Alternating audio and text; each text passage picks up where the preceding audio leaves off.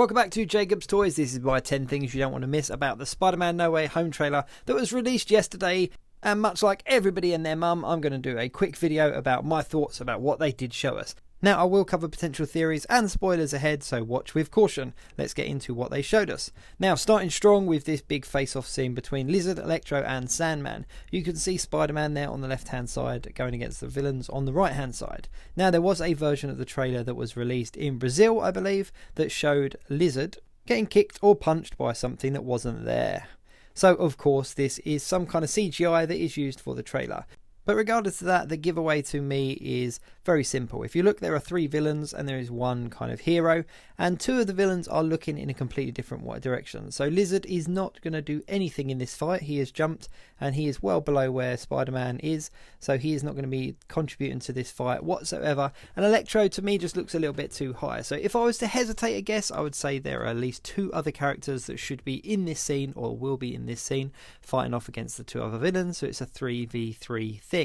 The other thing as well is that we have seen some leaked pictures of Andrew Garfield against scaffolding, and we later saw a picture as well of the 3 Spider-Men in a very similar situation, a very similar environment. So seeing this scaffolding here as well plays into the idea that these pictures in fact were real and not fake, as everybody tried to make out that they were. While we are on the subject of Electro, let's just address how awesome he looks in comparison to his outing in The Amazing Spider-Man 2. They've obviously gone from the blue to the yellow, so they've made him a lot more comic book accurate. And what they've also done is they've given him the mask. So not the traditional mask, but you can see here in the trailer, the lightning creates that kind of star effect around his face, and it just resembles what he looked like in the comic books a lot closer. When we get a close-up of Jamie Foxx's Electro, you can see there's quite a lot of tech going on with his outfit as well. He's got some kind of gauntlet going on. You can see the wires going all the way up to his shoulders and then down through his chest as well, which is obviously very different to how his character was in The Amazing Spider-Man 2. He obviously generated the electricity himself, whereas it looks a lot more like it's being generated by some kind of technology here.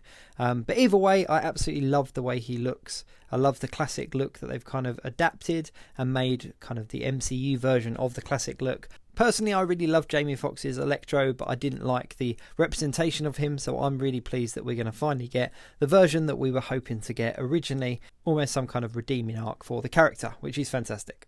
Now, if I was to hesitate a guess, I would say this was a very cleverly cut together trailer, because obviously you see Electro kind of fire electricity out, but then when you see it hit, it's hitting like a building, and obviously that's very different to where he was with Sandman. So there's no scaffolding around. And the character that you see falling from like what looks to be a window resembles very much Dr. Octopus in the way that the arms move. I don't think this is Spider-Man with his Iron Spider kind of legs. I think this is Dr. Octopus, so there's going to definitely be some kind of Dr. Octopus versus Electro like confrontation. So for number 3, let's focus on Dr. Octopus a little bit. We see him here in the Sanctum Sanctorum in some kind of prison. Now, if you have a look, his tentacles actually have kind of a red hue here, and when we get a close-up as well, you can see that they've definitely got a red finish on them. Now, a common theory is that he integrates the nanotech to his tentacles, and obviously that was confirmed in the trailer with a couple of cutaway scenes.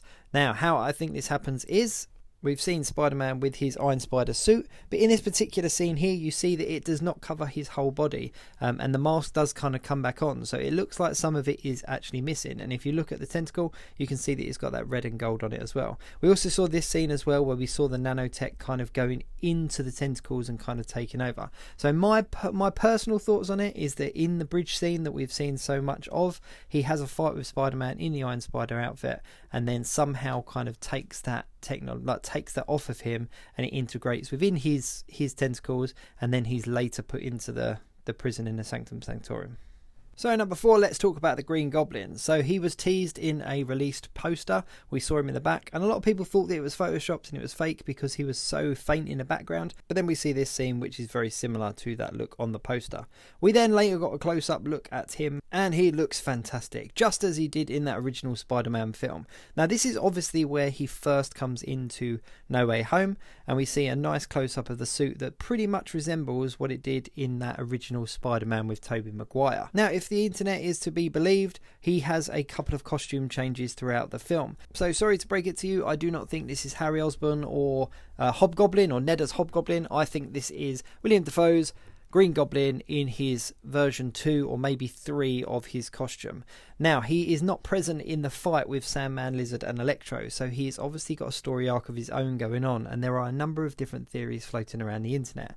But this little snippet here, I definitely think is him in a later version of his costume. The Harry Osborn Green Goblin, the new Goblin, wasn't really received that well originally, so I don't see why they'd be bringing that back again to kind of relive the mistakes that they made the first time round. Personally, I didn't mind it. I quite liked it as a story arc, but I don't think that they'll be bringing him in for this particular film. I think this is Norman Osborn in his Mark II or Mark III costume. Number 5, let's talk about that Statue of Liberty holding up a Captain America shield. It's a very cool look, and this is obviously going to be where the big sort of final scene of the film takes place. I think this is going to be the kind of the final arc, the final part of the film, and we're going to see a kind of big face-off. If you look in the top right-hand corner, you can see kind of the yellow, so it's obviously Electro coming through here. And I think this is probably where the big fight scene takes place between the 3 Spider-Men and the 3 villains. Oh, sorry, the 1 Spider-Man and the 3 villains, because you can see the scaffolding all around the Statue of Liberty as well. Number 6, let's talk about the box. Now, I'm not going to go into all the details about this box. There are a lot of videos out there that talk about the story behind this box and why it's so important. But I do think it's quite curious. It does resemble the Sanctum Sanctorum. You can see that it's definitely a Doctor Strange prop. And we obviously see Doctor Strange chase Spider-Man all over New York City in order to get it.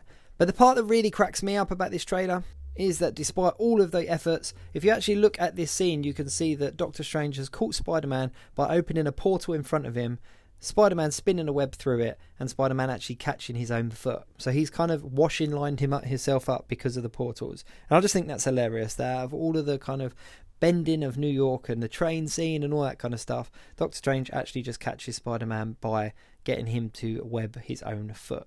Brilliant.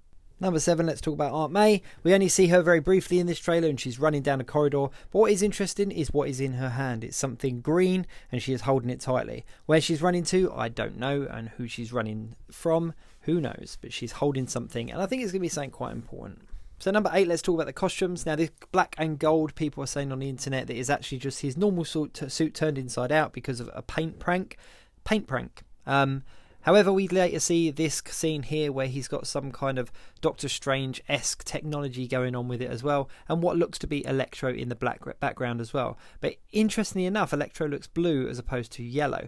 Now, what it has been said on the internet is that Doctor Strange gives Spider-Man some kind of tech so that he can spin webs to send the villains into the prison that's underneath the Sanctum Sanctorum. So that would make perfect sense, and it would also tie in with the hot toys and stuff that we've seen with these kind of like mystic webs that he has. But either way, I think the black and gold is a very cool looking costume, and I think if it definitely has some kind of Sorcerer Supreme element to it, it's going to be a fan favourite. We later saw the integrated suit, so it's a bit of an Iron Spider suit mixed with his black and gold suit, and I think that's going to be based on the theory that I said earlier, that he loses some of his Iron Spider suit and that actually goes to Doc Ock, and therefore he kind of integrates what he's got left with this black and gold suit and makes his integrated suit for the final scene. Number 9, let's talk about some of the supporting characters. So we see MJ and Ned here, and that looks to be, again, the scaffolding that's surrounding the final fight. So I think that they're definitely there at the time of this taking place. Interesting to see what's happening with these guys, because obviously MJ falls off in the trailer. Ned doesn't catch her, and we see something very reminiscent of the Gwen Stacy scene in Amazing Spider-Man 2. So that scene's definitely going to be interesting to watch. And we also see J. Jonah Jameson on the ground reporting for the Daily Bugle, which is awesome, and I really hope he has a nice strong presence in this film.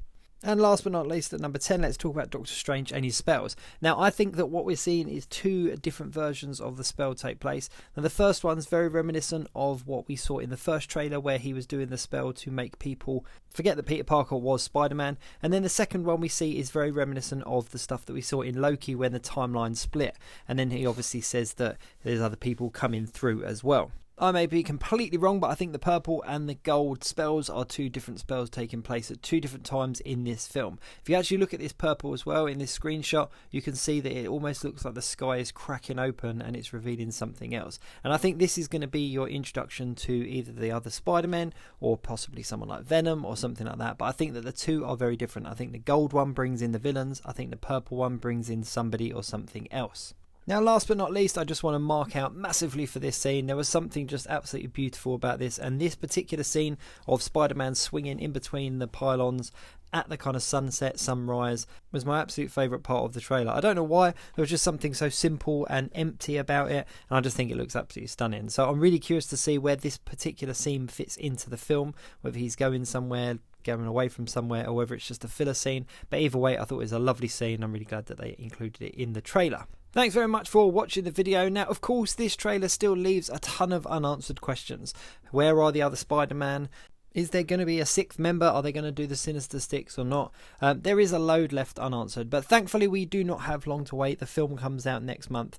So in the meantime, we can just keep assuming and creating theories and rumours, etc. about what's going to happen. But thanks very much for watching. I hope you've enjoyed it. Please do like, share, subscribe, all of those things. And put down in the comments below your thoughts and theories as well. I love reading them and hearing them.